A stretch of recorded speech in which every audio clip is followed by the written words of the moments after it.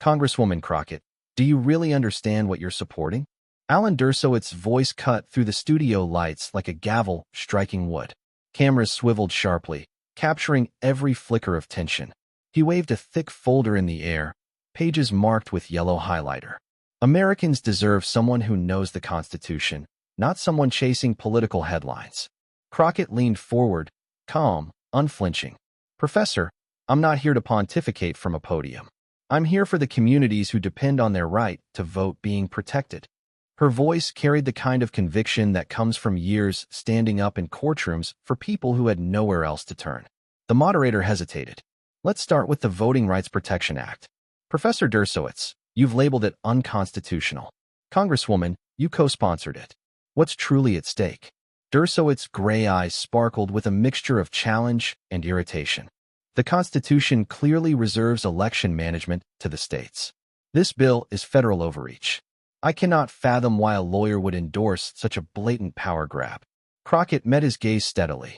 Respectfully, I've spent decades representing voters denied access to the polls. This isn't about overreach. It's about ensuring every citizen can participate fairly in our democracy. It's about protecting the voices too often ignored. The audience shifted. Phones rose to record the exchange, but the tension wasn't just political, it was generational. Here was an octogenarian titan of law, whose courtroom victories shaped the nation's headlines, facing a congresswoman whose courtroom victories shaped people's lives. The contrast was stark. One wielded theory like a sword, the other wielded justice. Dershowitz tapped his folder impatiently. Justice doesn't mean bending the Constitution. You risk undermining the very system you claim to protect. Crockett's hand rested lightly on the table. And ignoring systemic barriers risks undermining our democracy entirely. The Constitution wasn't written to protect the status quo. It was written to protect people. My experience as a public defender showed me what happens when the law favors the powerful over the people. This bill corrects that imbalance. A hush fell over the studio. Even the host felt it. This wasn't just a debate.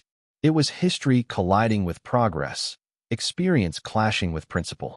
Dershowitz, for all his legendary intellect, could feel the air shift, the calm force of someone who had built her career not on rhetoric, but on results. He straightened his tie, leaning closer. Do you truly believe you can override states' rights with this legislation? Crockett's smile was small but unwavering. I believe in upholding the promise of our democracy. That means ensuring that every eligible voter can have their say, without interference or intimidation. That is not override. That is accountability. The camera lingered on Dershowitz's expression, a mix of disbelief and begrudging respect. Crockett, meanwhile, radiated quiet determination, the kind that had carried her from Yale classrooms to courtroom battles in neighborhoods where justice was often an empty word, and now to the national stage. The moderator exhaled. It's clear this conversation will not end tonight. But the audience sensed what was undeniable. The tables had turned. In that bright studio, under the glare of lights and cameras, America was watching an old legal lion meet a new kind of power, the kind forged not from prestige, but from principle and real-world courage. Crockett's lips lifted just slightly, not in amusement, but in acknowledgement.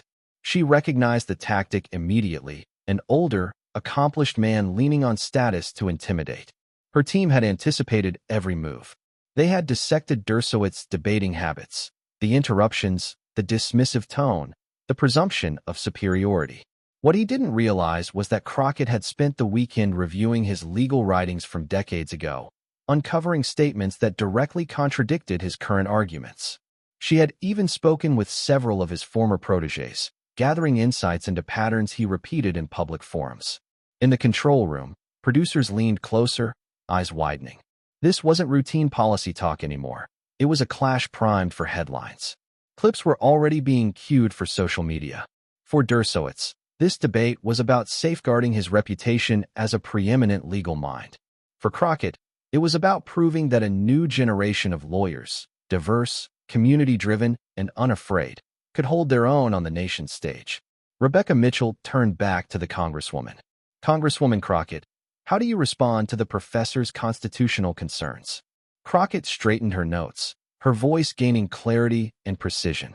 I'm glad to respond, Rebecca, she said. But let's start with the basics.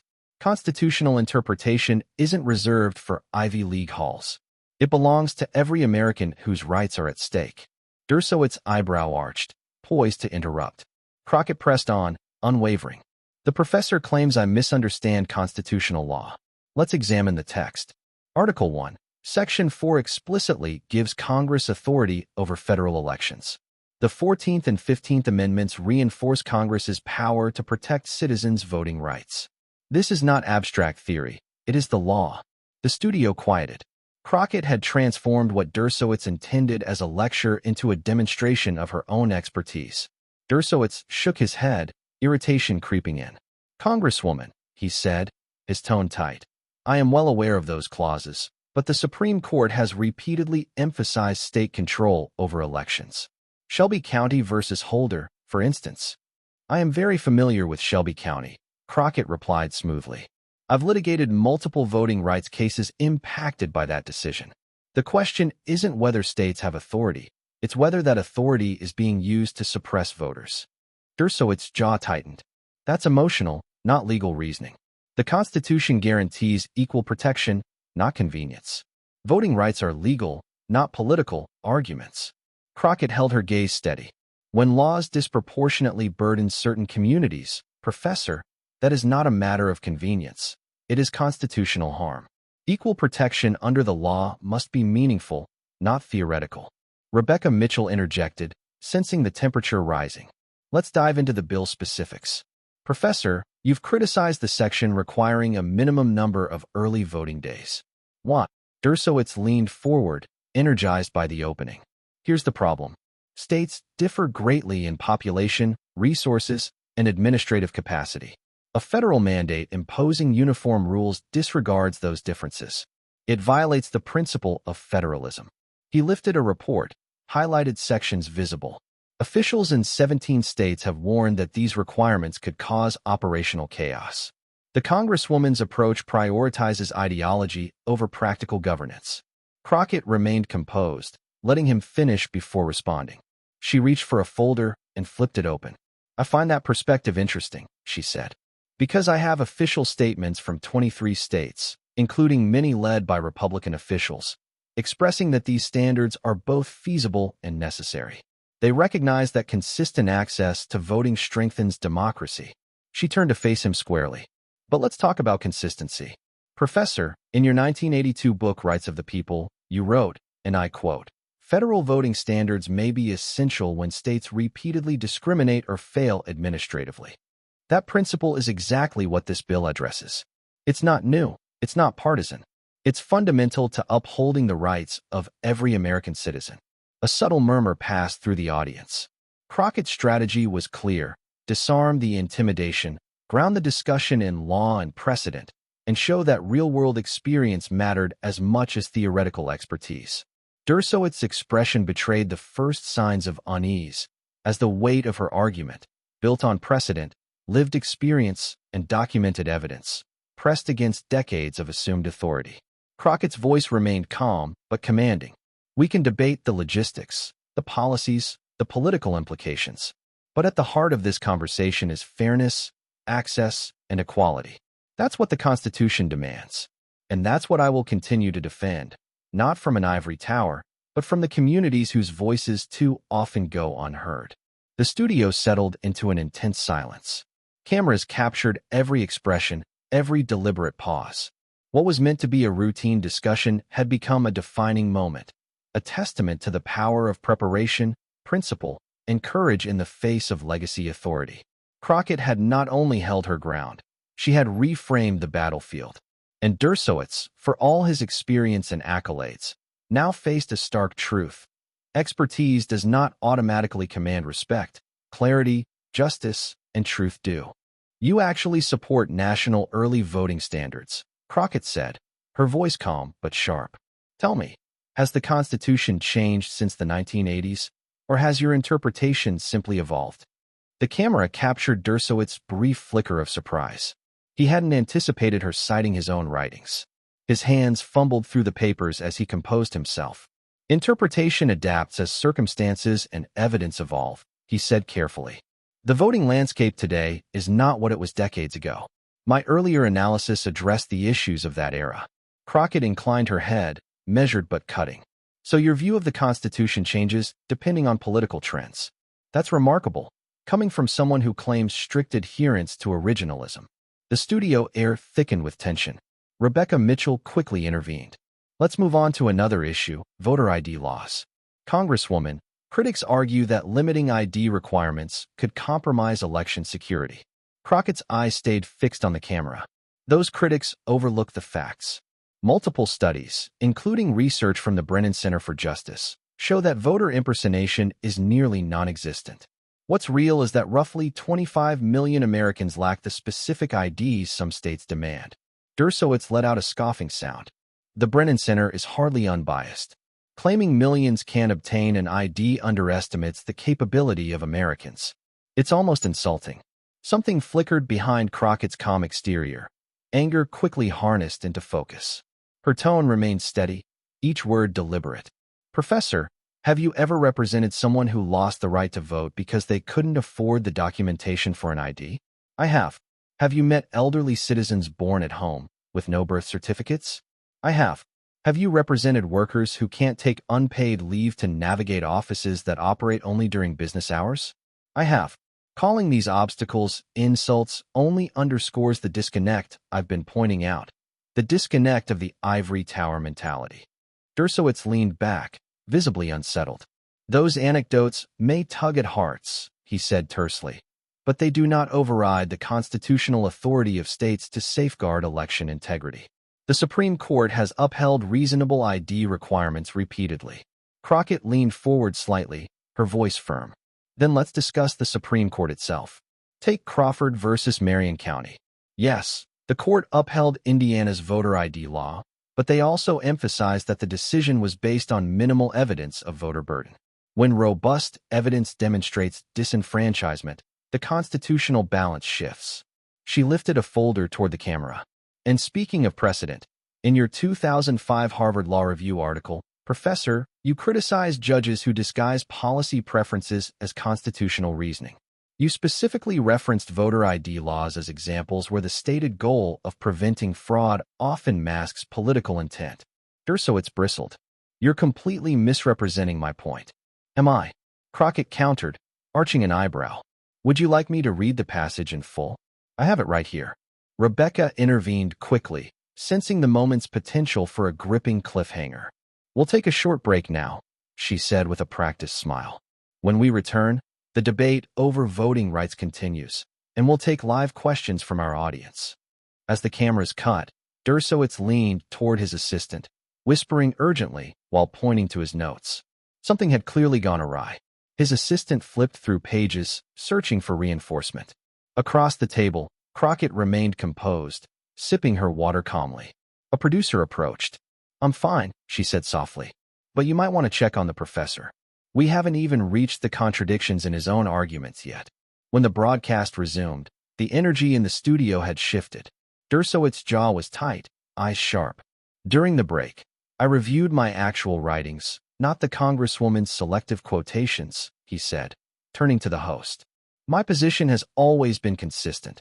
Voting regulations must balance access with integrity. That is exactly what states are doing. He leveled his gaze at Crockett, a spark of determination in his eyes.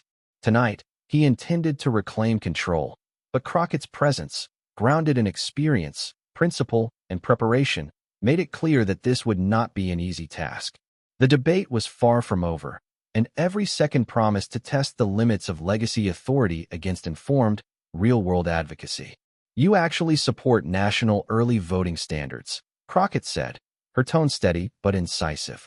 Tell me, has the Constitution itself changed since the 1980s, or has your interpretation merely shifted? Dershowitz's brief flicker of surprise didn't go unnoticed by the cameras.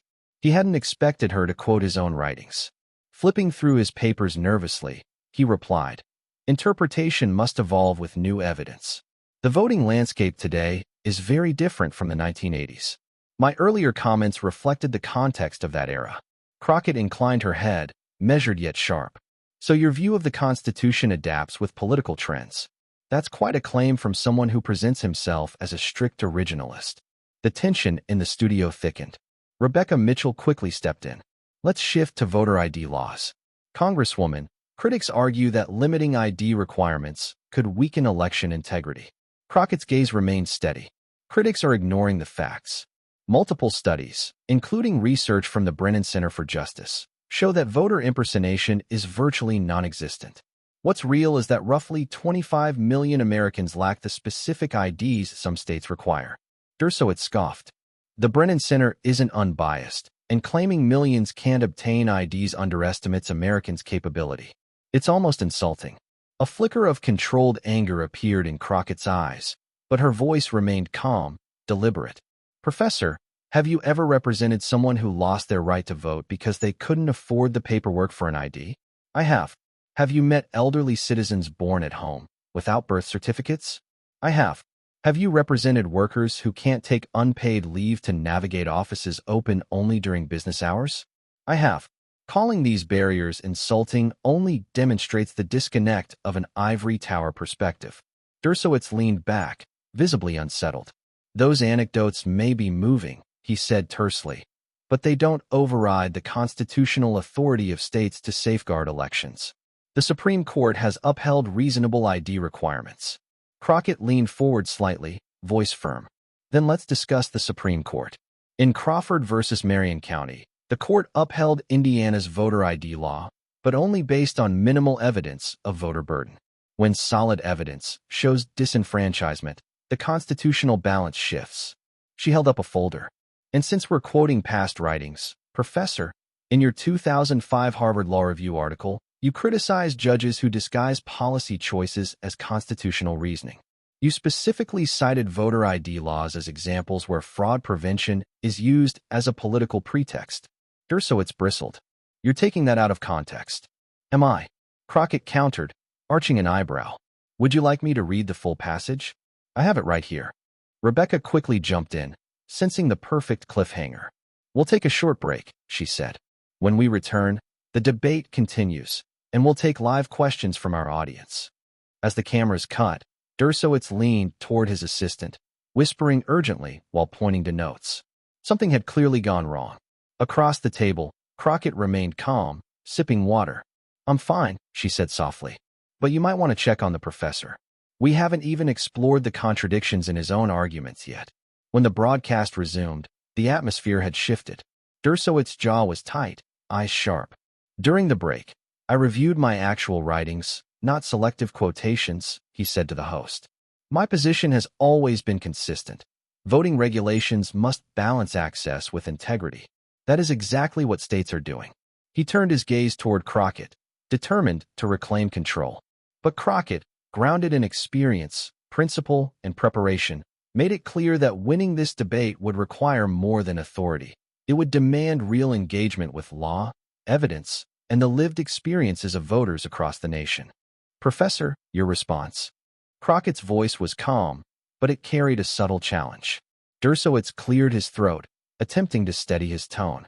Congresswoman, your personal experiences are compelling, he said, but anecdotes don't override the constitutional framework. Election administration is primarily a state responsibility. This legislation extends beyond preventing discrimination. It effectively micromanages local election systems. He lifted a thick folder for emphasis. Take Section 306. It contains 42 detailed federal mandates regarding early voting days and polling locations. That's not setting minimum standards. That's federal overreach. Crockett allowed herself the faintest, knowing smile. I'm glad you mentioned Section 306, Professor, she replied evenly. Because that section mirrors language from legislation you personally endorsed during your 1991 testimony before Congress. At the time, you described similar provisions as appropriately balanced federal safeguards, protecting access while respecting state authority. The studio went still. Crockett held up a printed transcript. This is from your statement before the House Judiciary Committee, dated March 14, 1991. Would you like me to read the full text? Dershowitz blinked rapidly, visibly rattled. I would need to review the full context, he muttered. Of course, Crockett said, sliding the paper across the table with calm precision. Take your time. As he scanned the document, the camera focused tightly on his face. Confidence ebbed, replaced by hesitation, then a quiet disbelief. Every word Crockett had quoted matched the official transcript. She turned toward the cameras and audience, her voice firm. "This illustrates a deeper problem," she said. "Voting rights are too often treated as abstract legal concepts rather than the concrete protections they provide for everyday Americans. The same legal authorities who once defended federal voting protections now oppose them. Not because the Constitution changed, but because political winds shifted." Dershowitz scrambled to recover. "Even if I supported similar provisions in the past, and I still want to verify the document's authenticity, the constitutional framework," he began, attempting to regain control, "has evolved through subsequent Supreme Court decisions." Crockett leaned in slightly, her tone polite but sharp. "Which rulings, exactly, Professor?" "Because in Shelby County versus Holder, the court explicitly confirmed that Congress retains authority to combat voting discrimination. The only change required was updating the coverage formula. That is precisely what this legislation accomplishes, using current data on discriminatory practices." She looked to Rebecca Mitchell, the moderator, before continuing. "This isn't an abstract constitutional debate," she said. "It's about whether we, as a nation, believe that every eligible voter, regardless of zip code, work schedule, or physical ability, deserves meaningful access to the ballot. The Constitution, both in text and in history, affirms that Congress must act whenever access is threatened." Dershowitz shuffled papers, clearly uneasy. "Congresswoman, you're oversimplifying highly complex constitutional questions," he said quickly. "You're appealing to emotion instead of engaging in rigorous legal reasoning." Crockett arched an eyebrow, her gaze unwavering. "Am I?" she asked. "Then let's examine the law itself." She picked up a copy of the Constitution from her notes. Article 1, Section 4 states that the times, places, and manner of holding elections for senators and representatives shall be prescribed in each state by the legislature, but it explicitly gives Congress the authority to make or alter such regulations at any time. The Constitution itself grants Congress final authority. She continued, her voice measured but unyielding. Moreover, the 14th Amendment's Equal Protection Clause and the enforcement provisions in the 15th Amendment grant Congress explicit power to pass legislation ensuring that racial discrimination in voting is prohibited. The Supreme Court has consistently reaffirmed this authority. Most recently, in Brnovich v. DNC, the court upheld certain state laws, but simultaneously reaffirmed Congress's constitutional power to set national voting standards. The studio fell into near silence. Every word Crockett spoke was deliberate, methodical, dismantling Dershowitz's objections piece by piece. The octogenarian legal luminary's attempts to dominate the conversation seemed to falter as the audience witnessed a precise, well-prepared argument rooted in law, precedent, and the lived reality of voters. A stark reminder that authority is reinforced not by reputation alone, but by understanding, preparation, and adherence to principle. She referenced case law, historical context, and precise provisions of the bill with unerring accuracy. It wasn't just a debate. It was a live tutorial in constitutional law delivered by someone who had witnessed firsthand the human consequences of legal rulings. Every time Dershowitz tried to interrupt, Crockett met him with calm facts, leaving him visibly flustered and increasingly frustrated. Finally, in what appeared to be a last-ditch effort to seize control, he reached for what he believed was his decisive argument. "Congresswoman," he began, voice tight, "with all due respect, I don't think you fully understand the unintended consequences of this legislation. Section 52 could potentially harm minority voters by diluting their influence in local elections." Crockett's smile widened just enough to convey subtle triumph. "Professor, there's a small issue with that claim," she said smoothly. "There is no Section 52 in this bill." The audience reacted audibly. Crockett continued, her tone serene but firm. "The legislation contains 428 sections in total." Dershowitz froze, flipping frantically through his papers, realizing too late that he had confused this bill with another. The error was devastating for someone relying on reputation over preparation. I apologize for the mistake," he stammered, his voice unusually subdued. "I assume you meant Section 4002. Crockett replied without hesitation. Section 4002 addresses ballot drop boxes, not minority vote dilution. Perhaps you're thinking of H.R. 2722 from a previous Congress. That is an entirely different bill. The studio went utterly silent. It was a defining moment. A seasoned legal luminary caught relying on outdated talking points, while a rising Congresswoman, intimately familiar with the legislation, dismantled his argument effortlessly. Crockett had helped draft several provisions herself, and her mastery of the text left no room for doubt. Rebecca Mitchell turned to Dershowitz, aware of the significance of the moment. "Professor," she asked cautiously, "would you like to revisit any of your positions in light of the Congresswoman's clarifications?" Dershowitz hesitated. The legendary confidence that had carried him through decades of high-profile cases now seemed shaken. "I still have constitutional concerns," he admitted finally. "But I concede that some of my criticisms may have relied on incomplete or outdated information. I will review the current version in detail." Crockett nodded with genuine respect. "I appreciate that acknowledgement, Professor," she said warmly. "I'd be happy to provide a detailed breakdown of how each section aligns with constitutional precedent. Perhaps we can find common ground in ensuring every American's right to vote is fully protected." Her graciousness, even in victory, deepened the contrast between the two legal figures, one clinging to credentials, the other rooted in preparation, principle, and real-world experience. As the CNN segment concluded, viewers across the nation recognized they had witnessed something remarkable, a generational shift in legal and political discourse compressed into a single exchange. Clips of Crockett's methodical takedowns spread rapidly online. The most shared moment, her calm correction of Dershowitz for citing a non-existent section, garnered over 1 million views within an hour. Hashtags like #CrockettWins and #Section 4002 Trumps trended nationwide. Political commentators weighed in immediately. Conservative analyst Andrew McCarthy tweeted, "Regardless of your stance on the bill, Crockett delivered an unmatched display of preparation and expertise." Dershowitz offered generalities. She brought undeniable evidence. On MSNBC, Rachel Maddow opened her show, saying, "Tonight, we witnessed the legal equivalent of David taking down Goliath, not with a slingshot, but with surgical precision." Behind the scenes, CNN producers, initially expecting a routine policy discussion, scrambled to extend coverage. By the next evening, they aired a primetime special, Rising Voices, redefining legal debate, featuring Crockett at the center of the narrative.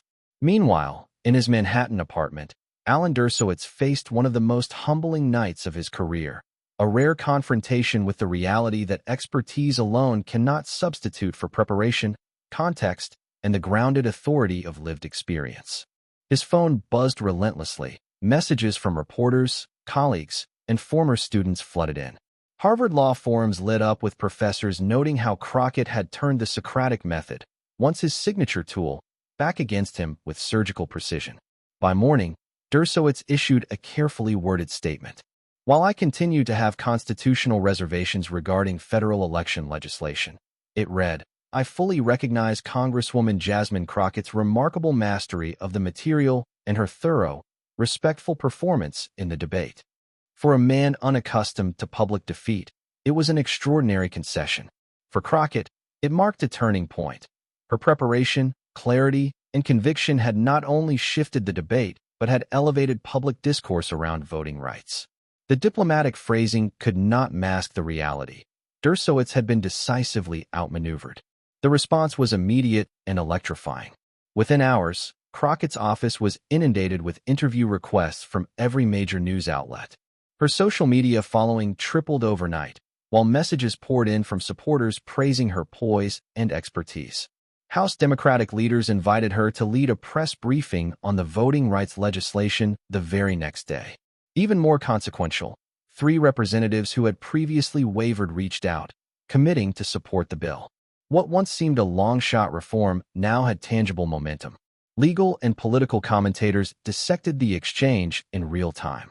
A Yale law professor wrote, "Crockett demonstrated that combining lived experience with legal expertise produces a richer, more persuasive interpretation of constitutional law than theory alone." At Georgetown, a new symposium was announced, Credentials versus Substance. Rethinking Legal Authority in Public Debate. Civil rights organizations, including the NAACP and the Lawyers' Committee for Civil Rights Under Law, issued statements praising Crockett's arguments as reinforcing the constitutional basis for federal protections in voting. Meanwhile, voter education and registration drives in Georgia, North Carolina, and Arizona reported surges in volunteer participation, with many citing Crockett's passionate defense as their inspiration. Conservative media scrambled to frame the narrative. Fox News host Laura Ingraham argued that Crockett's correction of Dershowitz on the non-existent section didn't alter the constitutional debate. Yet, even there, analysts acknowledged the reality. Dershowitz relied on reputation and legacy, while Crockett relied on preparation and precise knowledge. Former Judge Andrew Napolitano observed, "She brought facts and context, he brought authority." 3 days after the viral CNN segment, an unexpected headline appeared. Alan Dersowitz had requested a private meeting with Congresswoman Crockett at her Capitol Hill office.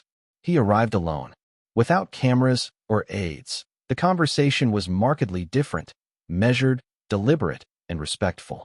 "Congresswoman," he began, "I've now reviewed the bill in full. While I still have concerns about certain sections, I must acknowledge that your constitutional analysis was rigorous and accurate." He paused, then added quietly, "And your point about the practical impact of law, that statutes without real-world application have limited value, was well taken." Crockett, gracious as ever, proposed an unprecedented collaboration. "Professor, perhaps we could co-author an op-ed highlighting areas of agreement while acknowledging our differences.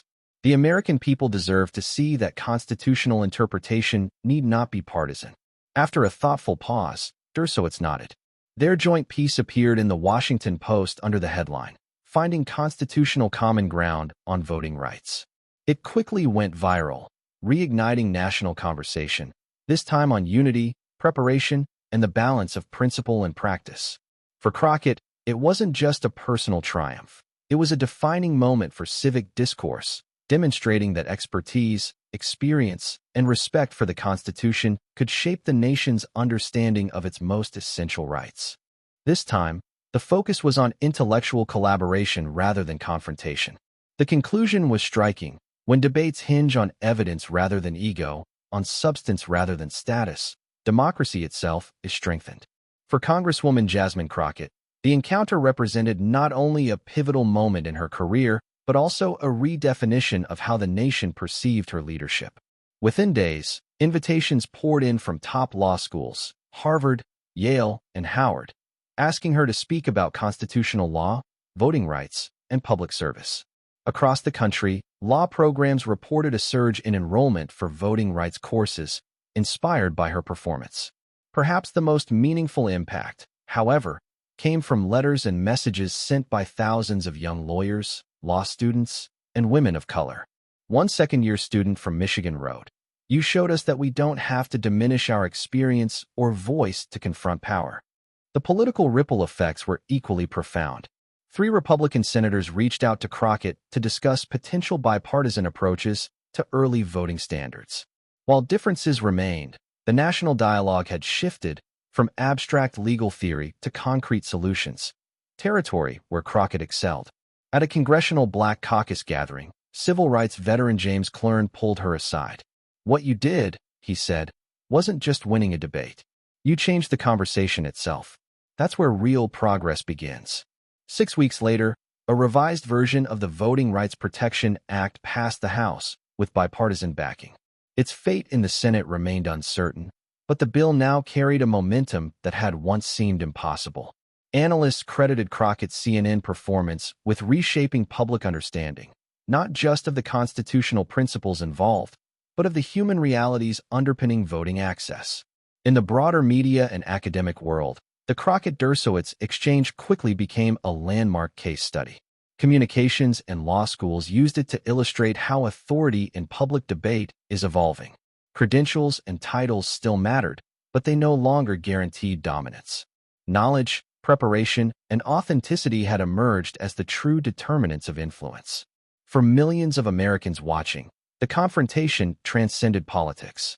It wasn't merely about law or policy. It was about who has the authority to speak, who can shape national dialogue, and who will be heard. One evening, reflecting with her staff, Crockett summarized the moment simply. "This was never about embarrassing Professor Dershowitz," she said softly. "It was about ensuring every citizen's right to vote is protected, not just in theory, but in practice. Because when legal theory meets lived experience, that's where justice begins." In classrooms and think tanks across the nation, her performance would soon be cited as a definitive example of how meticulous preparation, moral clarity, and lived experience can surpass even the most entrenched authority. It reminded the country of a timeless truth in a vibrant democracy. Ideas must prevail on merit, not on the reputation of those who voice them. As the national conversation on voting rights continued, one fact became undeniable. A new, fearless voice had entered the arena. Her example proved that the most effective response to arrogance is not anger, but being better prepared, more informed, and unwavering in standing your ground.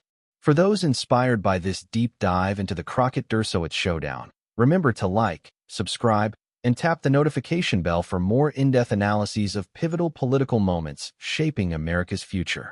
Stories of rising voices redefining power, truth, and leadership are just beginning.